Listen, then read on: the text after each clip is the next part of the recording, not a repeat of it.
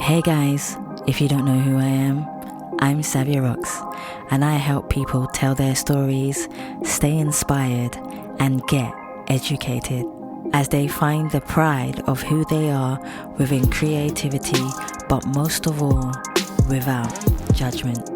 Join us as we talk about you really want to leave a legacy, do something for mankind. Do something that's going to benefit not just your children, everyone else's children.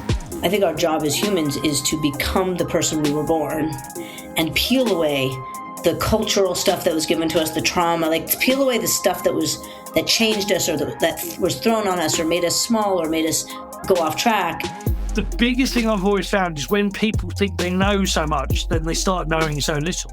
And I'm making the right choice, and I'm showing up for myself, and I'm showing up for what matters in life. Sometimes I think that trauma doesn't always have to be a bad thing.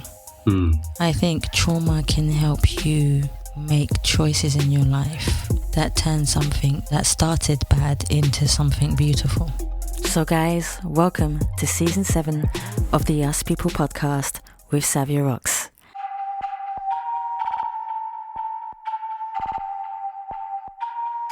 Hello everyone, my name is Joe Reeve. I'm a director, professional saxophonist, creative entrepreneur and public speaker, and I'm here on the Us People podcast with Savia Rocks. That was nice and easy.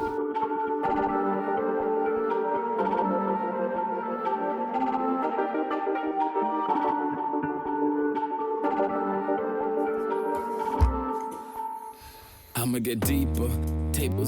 Hey guys, and welcome to another episode of the Yes People podcast. I'm your host, Savia Rocks, and today I am humbled to have Joe here with me. Joe is the founder of the Creative Meetup. He's also a director, an award-winning saxophonist, an entrepreneur, and a public speaker. Joe, I want to thank you so much for taking your time to come on the Yes People podcast. How are you?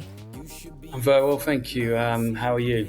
I'm really well, thank you. You know, it's not often that people ask me when they come on the show, so it's nice for someone to actually ask. Thank you so much, Joe.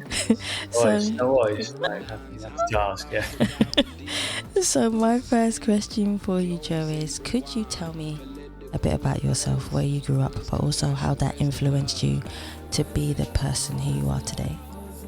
Of course, yeah. So I'm originally from, I was born in Ipswich in Suffolk. I grew up in a small town called Felixstowe, but as soon as I was 18, I moved away. So I thought, I got to a point where I was like, this is sort of same town, seeing the same people. It's very sort of like small town, cul-de-sac. So it's like everyone knows everyone. And I just thought, you know what, I need to just get away, see the world, really see what else is out there. So I moved away. I moved to Newcastle upon Tyne, where I studied music at university, and that was a big sort of culture shock really, because I thought, well, where's the furthest place away from where I'm from? So Newcastle seemed to sort of be that farthest point really. So yeah, I spent 5 years there, 3 years at university. So that for me, that was kind of where sort of became, it sounds too cliche, but sort of the man I am today really, because it just,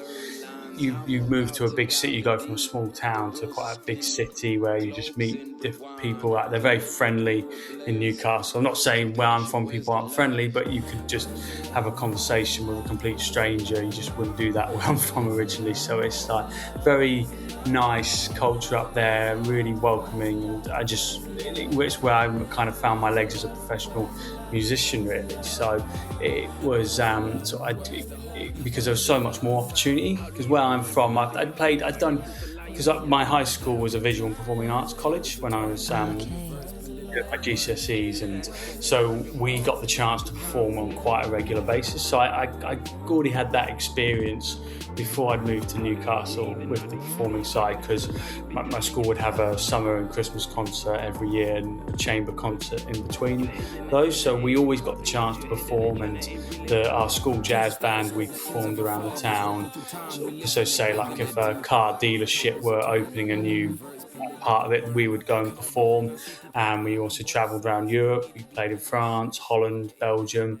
So I was already quite sort of well equipped for performing beforehand. So it wasn't until I sort of went to university where it because my background's in jazz originally and sort of classically trained. I did all grades. So I did all my grades, did all the sort of boring stuff, you could say, really, which all musicians are required to do. But it was sort of my time in sort of college and university where I sort of started playing different styles of music, so like rock, sort of that Pink Floyd, Thin Lizzy, and or sort of discovering. And then what I predominantly get booked for now these days is for saxophone and DJ gigs. So it's playing along house music, dance music.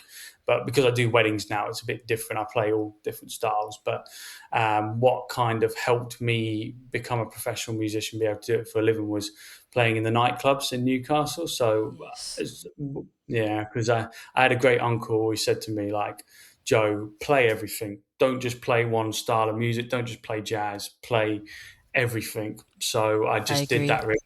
Yeah. So any chance to perform, I just went for it, really. And so I sort of managed to sort of find my feet, sort of establish myself as a professional musician, just playing in the nightclubs in Newcastle. I sort of had a weekly residency on a Saturday. So I kind of built that groundwork, you could say. So I built that sort of foundation, and I was able to build from that because I had that regular work every Saturday, which covered sort of my bills, the stuff that, so I could live and the bit and that. And then I just sort of built on it. And that's when I started doing weddings, private parties, corporate events, and it just kind of expanded to there, really. So, but that was sort of that, you could say that's sort of my beginnings. So for me, even though my sort of, because I'm based in the Northwest now, I'm in Warrington in Cheshire now, even though my sort of home is sort of in the North now. I mean, obviously where I'm from had a big impact, but sort of the first 18 years, I was a very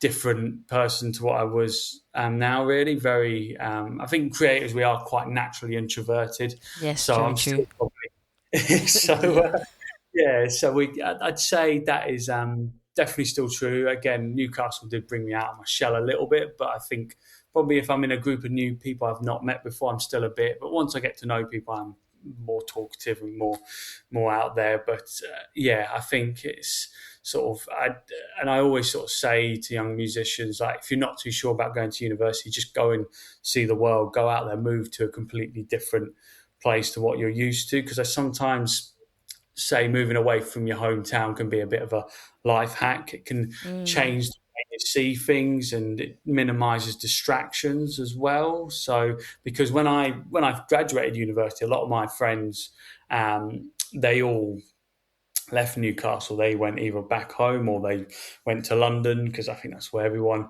sort of wanted to go. So, and I stayed in Newcastle. But even though there were still some friends I had up there, but because I was sort of so tunnel vision, because I wanted to do music as a career, I didn't have that many distractions. So I didn't really have much. Sort of the only socialing I really did was sort of my work colleagues, like my DJ friends, because usually we'd all meet up.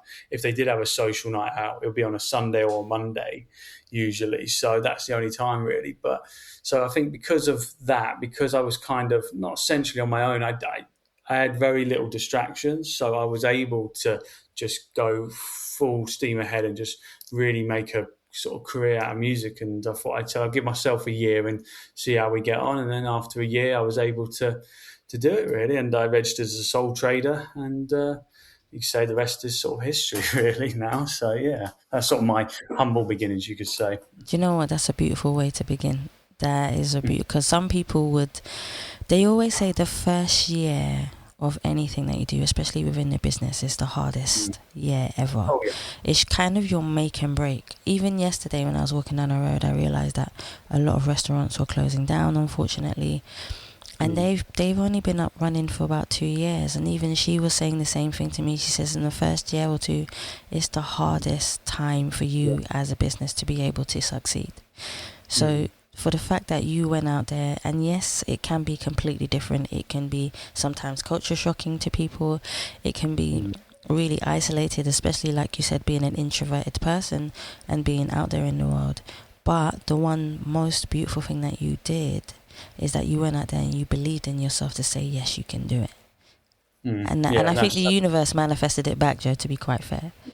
Yeah, I think that's so true. I think it's just that thing, if you believe it and you can kind of visualize it. And it's, I mean, yeah, don't get me wrong, it is hard. Like I go into colleges and universities and give talks to young music students and creatives and aspiring entrepreneurs. And I say to them, like, it is hard. I say it's not impossible, like you can do this, but I feel with social media now, it makes it seem a lot more attainable, which it's not that it isn't attainable, but I think people think, oh, I want it now. Like it's just like I want things, and I always sort of say to people, make peace with playing the long game. Like things are going to take time.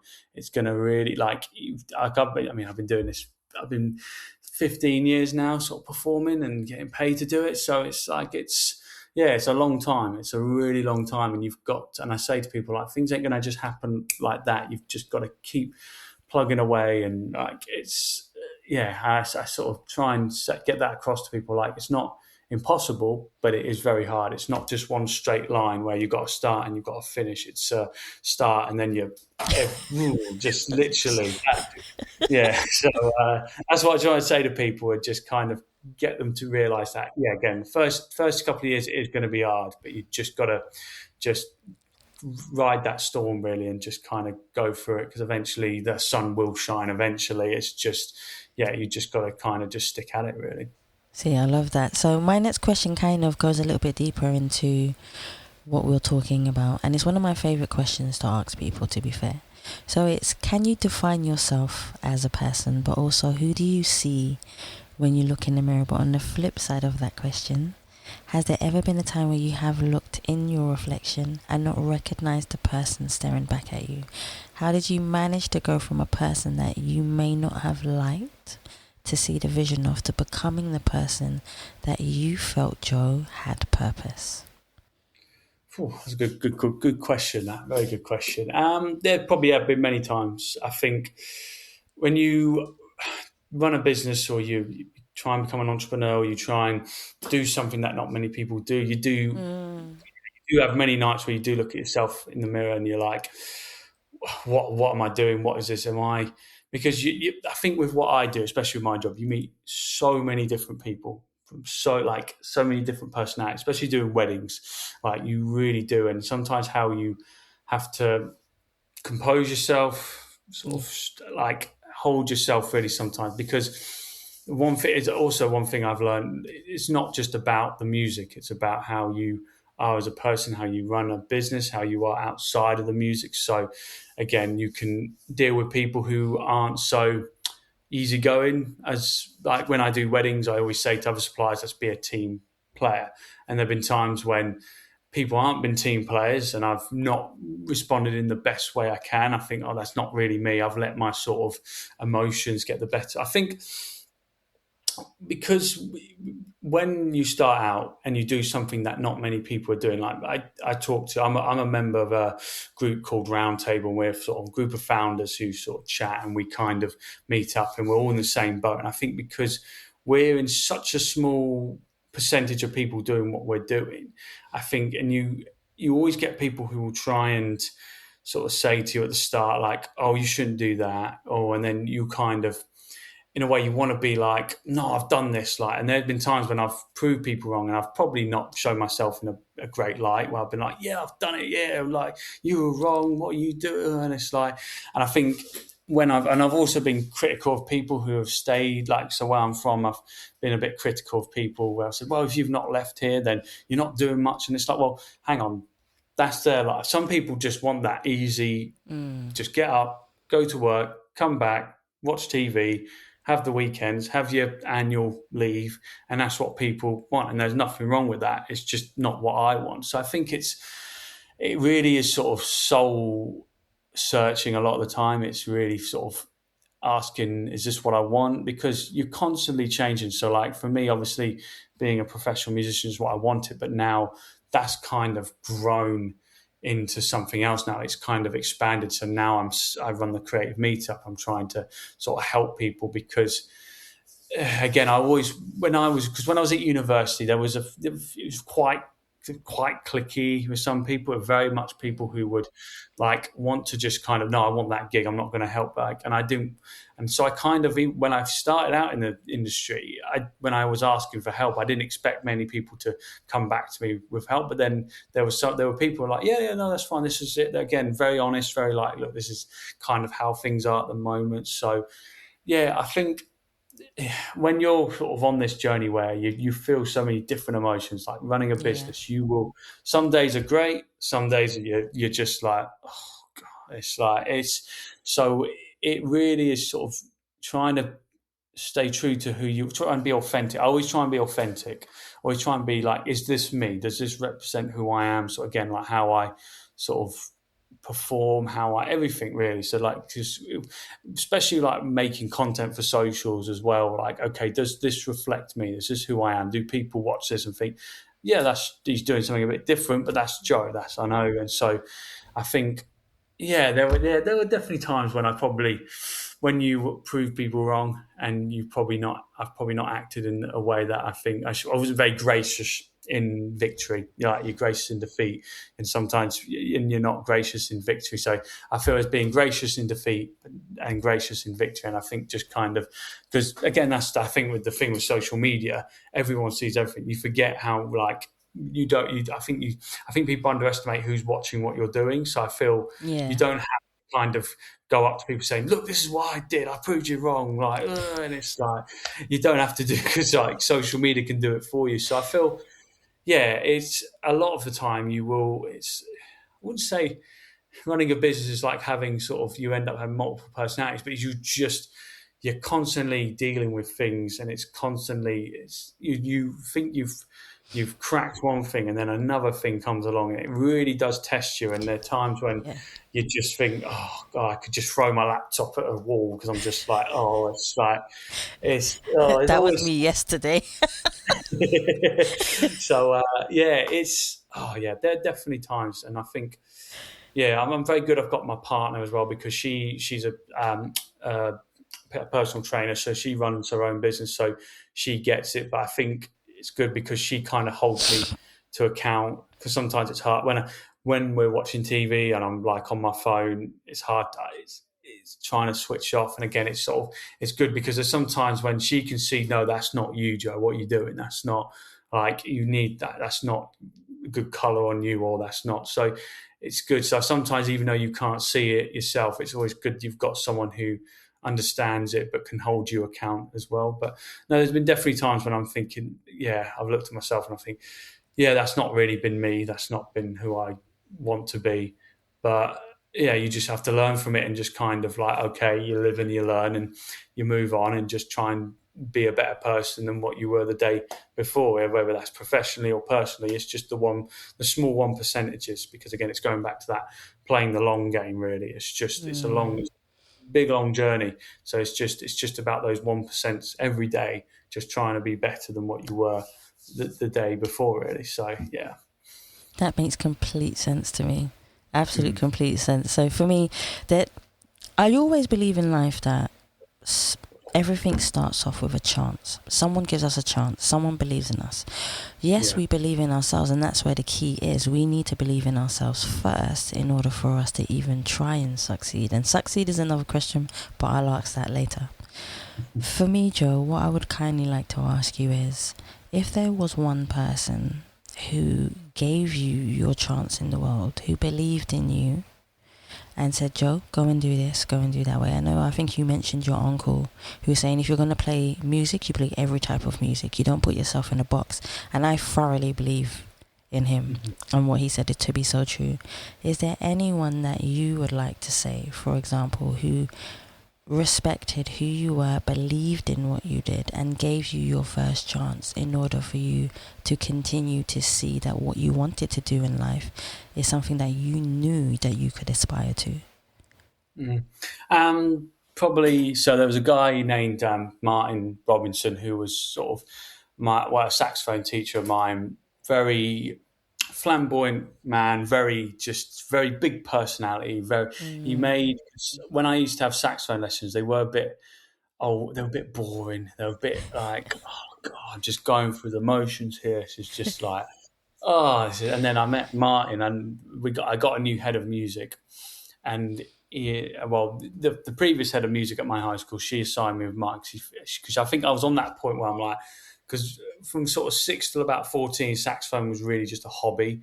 I was just, again, because my dad was a musician as well, part-time, but he made me sort of stick out. He said, you're not giving this up, Joe. You're going to keep, well, as long as you're living in this house, you're going to keep playing. Once you leave and you do what you like, but as long as you're living in this house, you're going to keep playing. I like that. And then I met Martin, and I mean, I told him, like, if it wasn't for him, I wouldn't be here chatting to you, that's for sure. And he said, "Oh, don't be silly. It's all you, Joe." But like, I think it was just, you don't realise it at the time, but it was when, for me, meeting Martin, it's just that spark. It was just that. The first day, it was like the first day of the rest of your life, really. That was it. I think, because they always say, like, there's two important parts in a person's life: the day they were born and the day they realise what their purpose is on this planet, really, I feel. And from meeting Martin, he said, look, Joe, this comes very natural to you playing saxophone. You need to work on your timing a bit, but look, you're year 10 now, you're GCSEs, you need to take a bit more of a leading role in the school jazz band. You need to do more solo performances, because this comes very naturally. You've got good, you can read music very well, so you need to like do more. So I'm going to get you to do more. So again, the new head of music, he was like, yep, I've got this piece, you can play this. And then, so yeah, I owe everything to Martin. I don't think I would be, well, again, I think it not just professionally or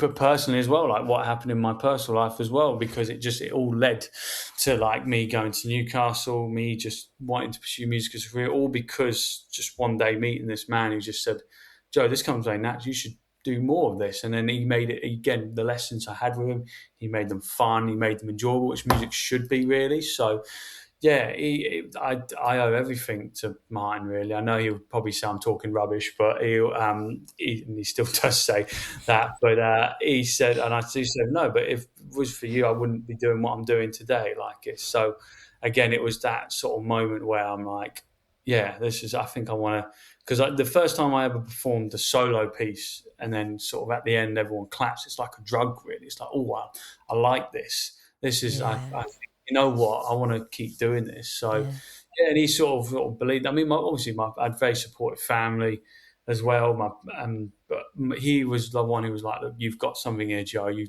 go and do it, really. So, yeah. So I owe everything to Martin, really. I think professionally and personally as well. So it's. Yeah, I do really owe a lot to him. So I'll thank him. I'll keep thanking him till the day I die, probably. So, thank you, Martin. I do appreciate it, yeah. See, this is what I love about when you talk to me about finding purpose. Some people find their purpose straight away in life. Some people take an extreme amount of time, and it doesn't matter when, because some people find it when they're 80, some people find it when they're 2. As long as you find it, and that's why you've been placed in the world, to find it. And you eventually do. And that's the most beautiful thing in the world, to be able to do that. So my next question for you is, I would love to know what a day is like in Joe's life. So from when Joe wakes up in the morning, if Joe decides that he wants coffee or to start his day, or he wants to do exercising or training, and then goes off to be his creative self, what is a day like in Joe's life? Ooh. I mean, I think running a business every day is very different, but I'd say a most common day, probably get up. I try and go for a walk, because I don't live in the countryside, but I'm quite close to a lot of fields and stuff. So I try and, I guess, get out at nature. Try not to look at my phone straight away. Try and just sort of get out in nature. So then this morning, I went for a walk just around the block. That was good, sort of just to kind of get a bit of fresh air while the weather's very warm while it's sort of cool in the mornings and in the evenings. So yeah, sometimes I'll go for a walk, and then probably go get a coffee. To be fair, I drink a lot of. You find running a business, you consume a lot of caffeine. So it's I drink a lot of coffee. I think if a mosquito ever tried to bite me, it would just take in all caffeine, probably. too much of it. But so yeah, just do that, get a coffee, and then I'll probably check emails, sort of do the boring stuff, the admin. So just checking any emails, any inquiries, and then sort of just work on that. I might, if I've got a bit of time, practice my saxophone. But again, sort of this thing I always tell sort of younger musicians: when you go full time, your practicing will take a bit of a hit because you've got to go out and get the work. So again, practicing is very limited compared to what it was at university. But again, if I've got an hour or half an hour, I might just have a little play around just with some bits for if I maybe have to learn something for a gig. So I'll do that. And then I'm trying to do a bit more stuff that doesn't involve my phone. So at the moment I'm trying to read a bit more. So again, like maybe read a newspaper or read a book, or I've started listening to audiobooks sometimes when I'm in the car, but I will probably try and read something. So so read a newspaper, read a book, and then I'll probably go to the gym. Very big into my health and fitness. So I'll probably spend an hour, a couple of hours. And then if I am gigging per se, I'll probably get showered, go and get ready, and then I'll head off to a gig in the evening, so either do a wedding, corporate. But yeah, I think every day is very different. Like some days I will just kind of wake up and be like, you know what, I've been a bit hard on myself. I'm just going to do nothing today, or I'm going to go for a walk. Or sometimes, because the group I'm a part of, some of the members do say, don't feel guilty just to have a day where you do nothing, because sometimes we need it. And sometimes that's when our ideas can come for days of just doing nothing because you're thinking about something. And then you keep a little notepad or your notes on your phone, like, oh, actually, that's a good idea. But so I think that's sort of a typical day for me, really. Probably just, again, sort of sat at my laptop a lot of the time but again, trying to just sort of do stuff where doesn't involve technology, where I'm not just looking at a screen, so I'm just constant. So again, but I think, when you're running a business, it's every day is very different. I could be traveling up to go to a networking event in Manchester or Liverpool, or sometimes I'll go further afield, come down to London or go to Edinburgh. So and then just sort of working on my own events as well. So I'm looking at trying to sort of collab with other people. So it's just messaging people, emailing people, and then just trying to sort of obviously keep my music business running well, but then establishing new businesses. So I'm trying to do a bit more public speaking. So again, I've got one established business, but then I'm starting from scratch again with another one. So trying to build my public speaking. So again, doing that. So again, it's kind of been a bit, it's a mixture of feelings, sort of refreshing, sort of like starting again from scratch, sort of feeling like, okay, I've got to go back to basics again. So it's good. So, but a day in my life is, it's always very different every day. You don't know who's gonna pop into your inbox, who's gonna get in touch with you. You don't know. So it's very different. But I'd say probably the one most common things about my day is I consume a lot of caffeine, and I'll be sat at my laptop a lot of the time. So yeah, and I'm going to the gym as well. That's probably the three most common things that will happen in my day. Yeah. What are you most curious about, Joe? What excites you? What makes you feel energy? I've always wanted to know with people what excites them. Yes, they found their purpose, but I know there are so many other things that people may not say about themselves that they're curious about in the world. What would you say you're curious about and that excites you? Exploring. When I was growing up, my parents always took me on holidays to a lot of different countries. So I think a lot of families, sort of all friends, their parents would take them to like all-inclusive sort of holidays. I mean, not that that's a bad thing. It's not bad, but my parents, that was never my parents' thing. My mum and dad just weren't a fan of those. So they'd always want me to explore different cultures and experience different sort of foods. And so for example, so we'd go on holiday to Turkey, and so I've got friends who would go to Turkey but stay in all inclusives. My dad had a friend who had a house out there, a holiday home, and then we'd go into like the local towns, try the local cuisine, and we'd go on like little boat rides where one of the locals would cook us traditional Turkish food. So again, and I've always been I always like meeting new people, and I think that's why I love what I do, because you just meet so many different cultures. I love it because I feel you look at the world, you look at the news, you look at social media, and people just, and it's a lot of, I do try and look at positive things, but sometimes you do, I'm trying my hardest not to do scroll so much, but sometimes you have a moment where you've done a bit and you're just flipping through Instagram or TikTok and then it's just like, it's just at the moment, it's just getting more negative. So I've always been very curious to go and see a bit more of the world, and just like, I'd like to be, for me, because a friend of mine said to me, like, oh, what is your kind of North Star? What is it you want to achieve in life, Joe? And I said, for me, it's just to be very comfortable that I just can go on a spontaneous holiday and go say, I don't know, I fancy going somewhere in South America or go somewhere in Africa, because I'd been to Senegal before, and that was a real interesting, really sort of cultural, very like really experiencing different sort of cultures, and I've always been very intrigued by that and meeting new people, because you can hear on social media someone will have an opinion on that. I'm like, well, no, that's not the sort of opinion. That's not true. So like, I've been very curious of just meeting new people and understanding what their thought process is. I've always like to get a big picture of something. So even if I'm like debating someone talking about politics and stuff, I always like to try and get a bigger picture and be like, okay, well, why do you think like that? Why have you said that? Where have you got that? So again, I'm always asking questions, always been. So yeah, for me, I've just always been intrigued and always wanted to sort of see as much of the world as I can and that. And yeah, I'd love to there's some places I'd like to just go to that I've not been to, and just see what it's like sort of in person, instead of just seeing what you see on TV or on the news. And kind of, that's true.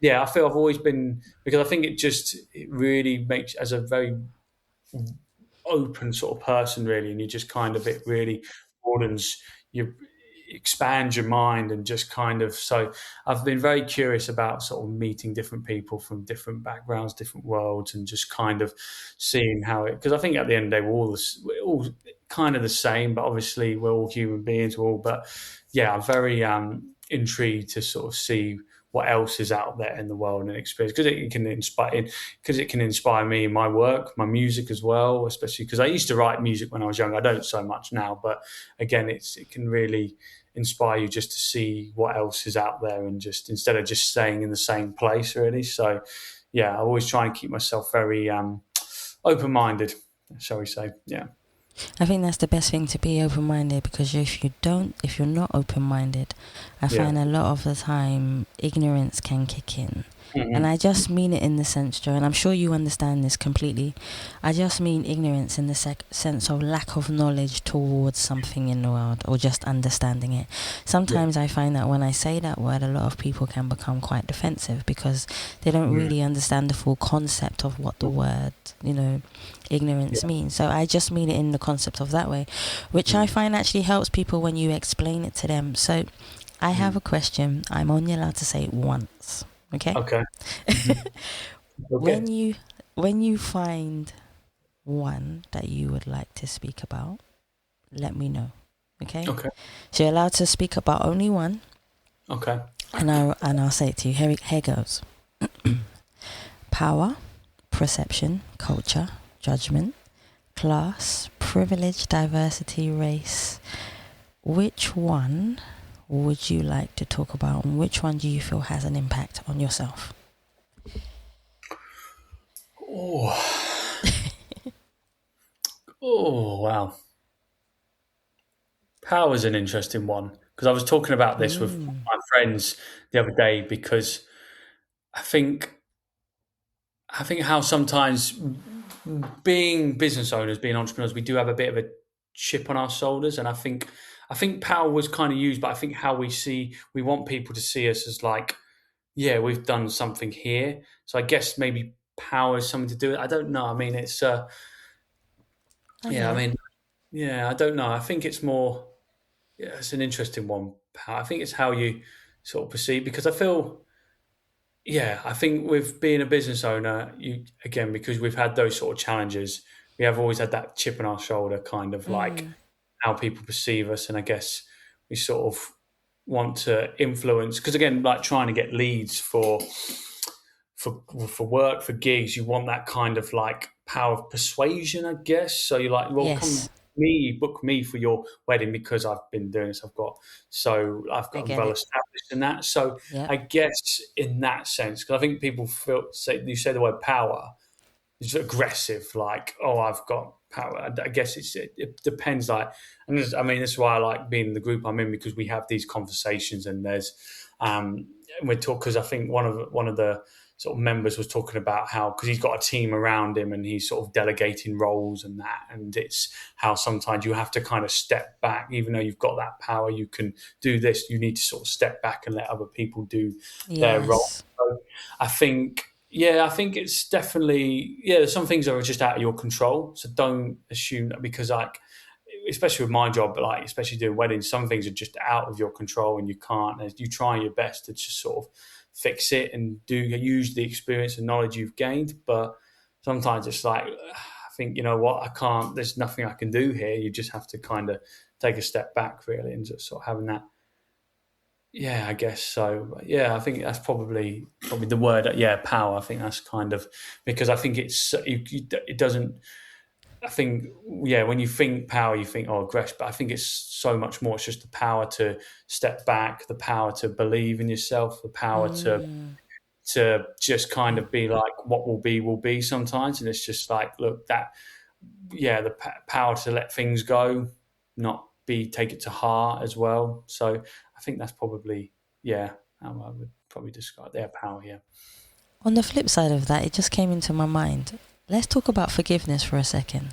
Mm-hmm. I know that forgiveness can be one of the hardest things to be able to do. And I'm not just talking about forgiving someone else. I'm also talking about forgiveness for yourself. Has there ever been a time, Joe, where forgiveness has helped you in your life? Because sometimes it can be one of the hardest things that we ever have to do in a situation. But has forgiveness ever helped you in a situation? I think, sometimes...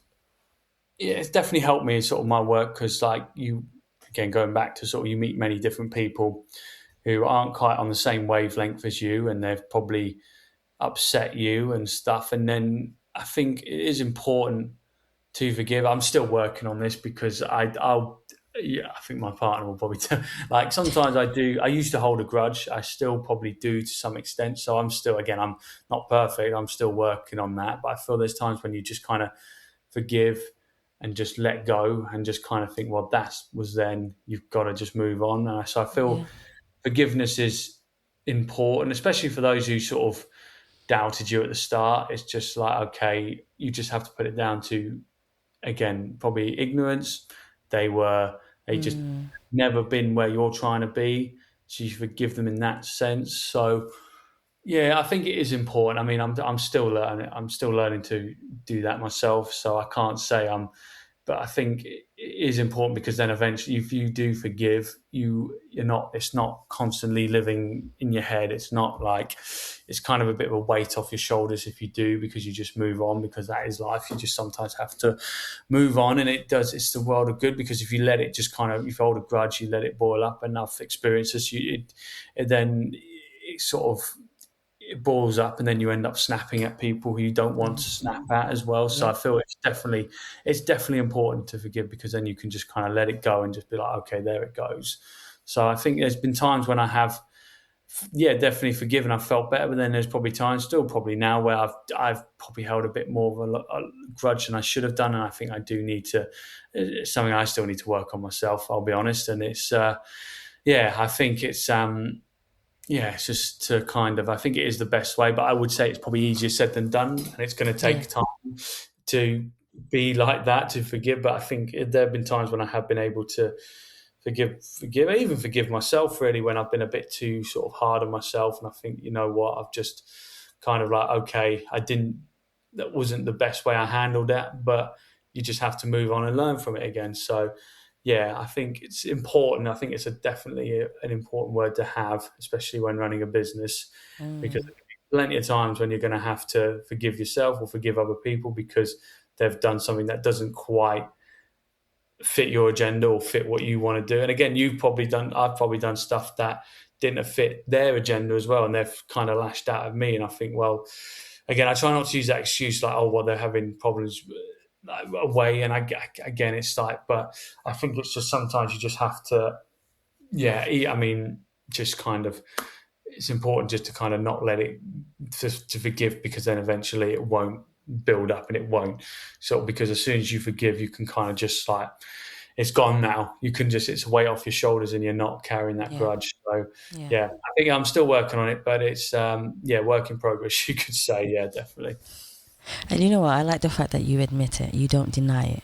Mm-hmm. That is something to be proud of.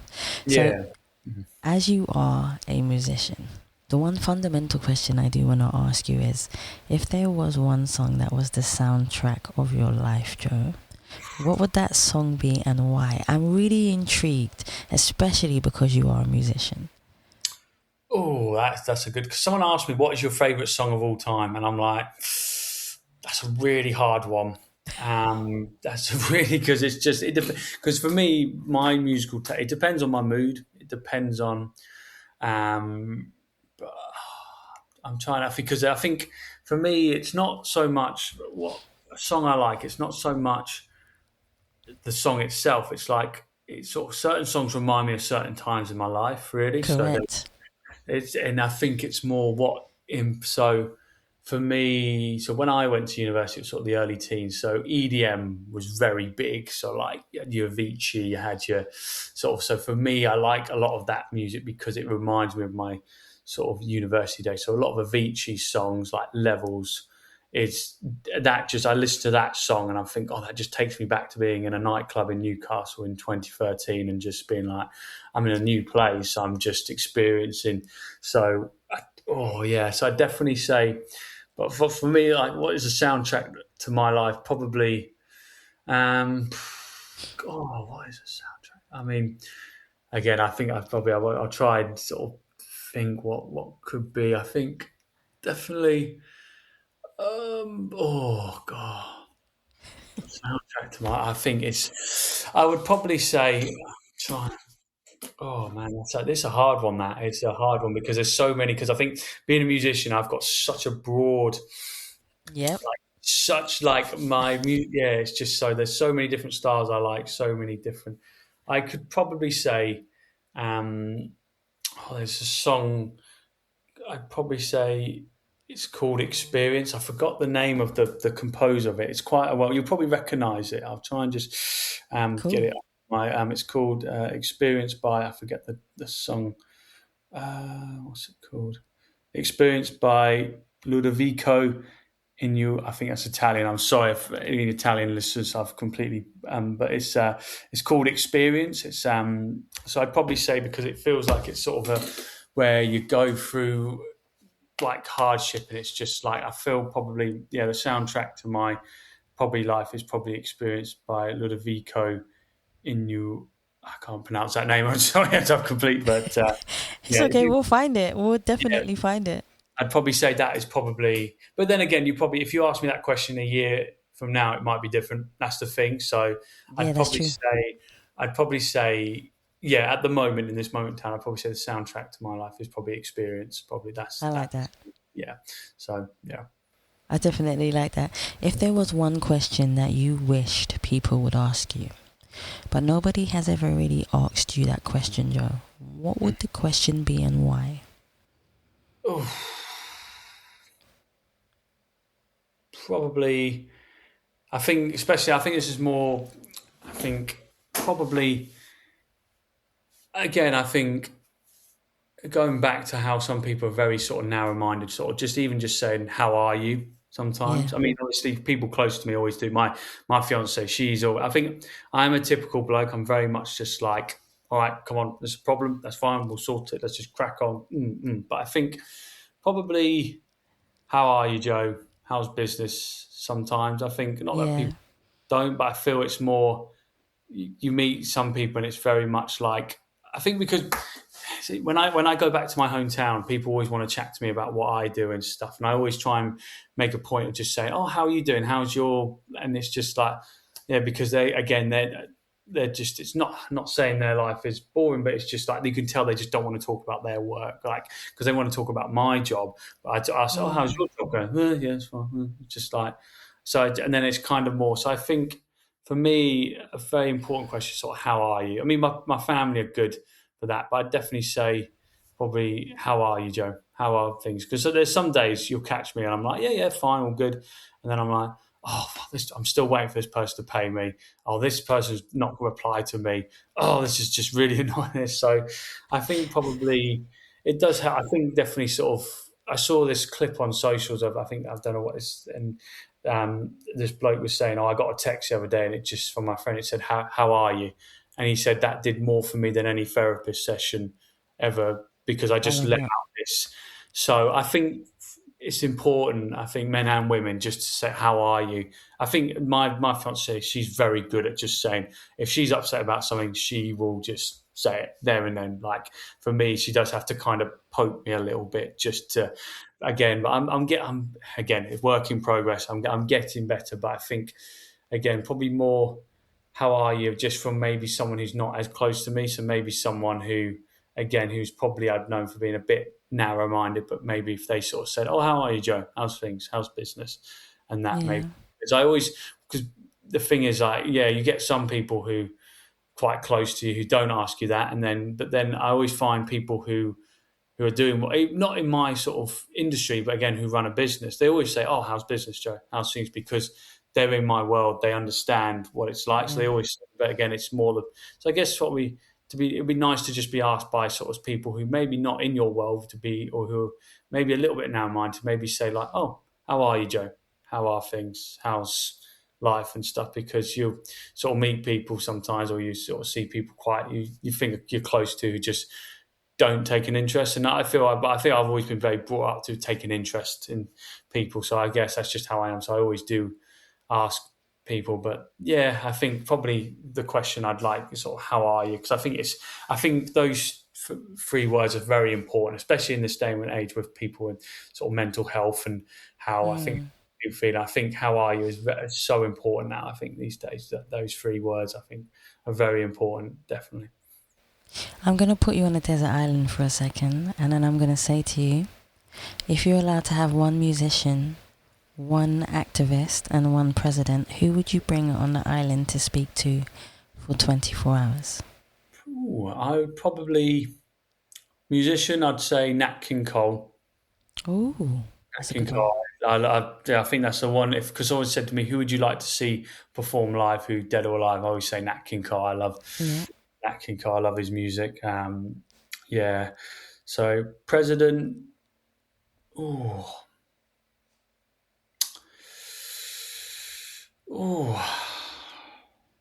I could have said Prime Minister, to be fair, Joe. Prime Minister as well, yeah. Probably, I think I'd say President Nelson Mandela. I'd love to know what he went through that time when he spent in prison and just kind of how he sort of got from there. So, because it's always been an interesting one, and I've always been quite intrigued with that, really. So it's and I've always wanted to go to South Africa. I've never been. That's one of the countries I've always wanted to go, and I've always wanted to. So I'd say Nelson Mandela, an activist. Oh, I don't know. Is Che Guevara an activist? Would you say? I would say so. Yeah, I would say so. I've always been quite interested in that. So I'd probably say, because I watched a film, The Motorcycle Diaries, which talked about his early days. So that was I was really intrigued by that. I only watched that a couple of years ago, because I know it's been out for years now, but I'd only watched that quite recently. It was really fascinating. So I'd probably say, Che Guevara as activist, Those are three really good ones. They're definitely three good. So when was the last time that you felt totally at peace with yourself, Joe?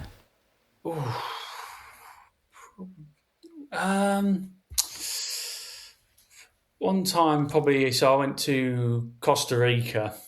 To me, that's the best country I've ever been to. I think me recommending it doesn't do it any justice. Like, when you talk, because again, when I lived in Newcastle, very friendly people, but Costa Rica made Newcastle look unfriendly. That's how friendly they were. Like, again, it was so friendly. Like, I went when we arrived in the capital in San Jose, the hotel, when we got a drink at the bar, and they said, "Oh, thank you for visiting our country."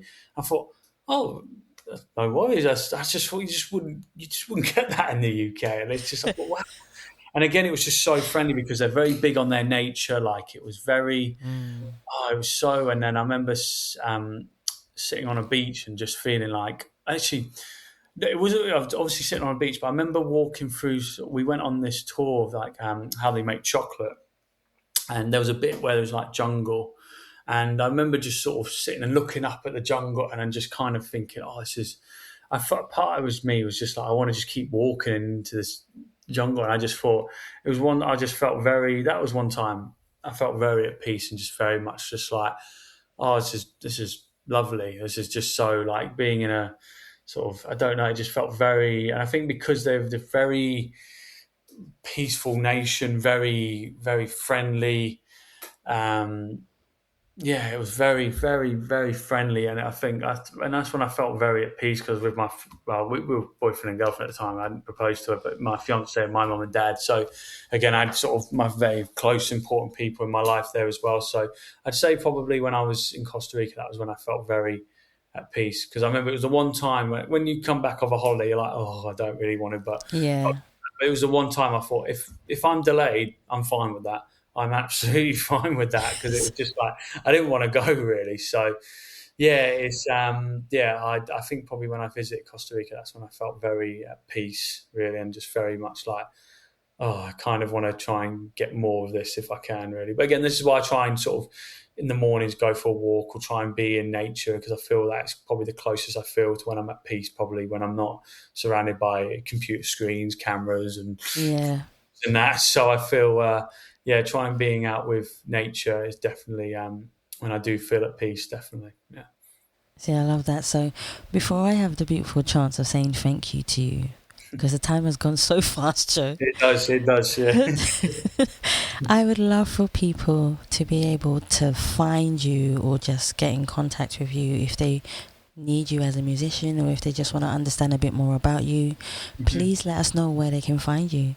So social media, it's at I am Joe Reeve. That's my music. So that's same on Instagram, TikTok, or just Joe Reeve on LinkedIn. And then obviously you got the Creative Meetup at the Creative Meetup _ on Instagram, or you can go to my website www.iamjoereeve.co.uk or the Creative Meetup website. We have a newsletter. We have an online community as well. So if you've been to our events and you want to, so you can join our online community. But our website is www.thecreativemeetup.co.uk. So that's our website. And I think that's how you can find me or anything to do with the Creative Meetup. Yeah.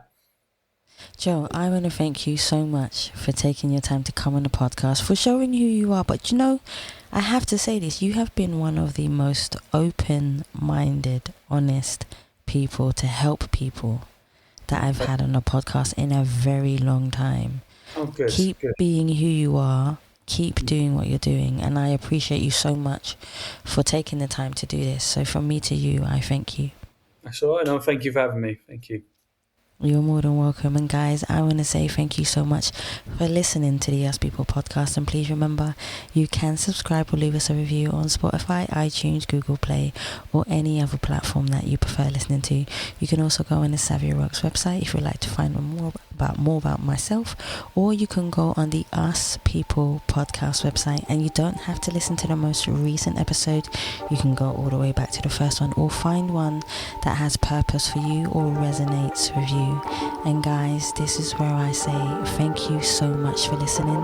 Stay happy, stay positive, and as always, please continue to be kind to one another. Take care.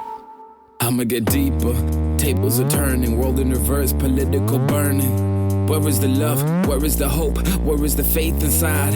It's been misplaced, power being misguided, manipulation used for both sides, unjustified violence, you living it up in your kingdom. I'm happy to help. I mean, I always say to people like, because when I go to networking events, sort of my thought process is like, okay, well, what value can I give to these group of people?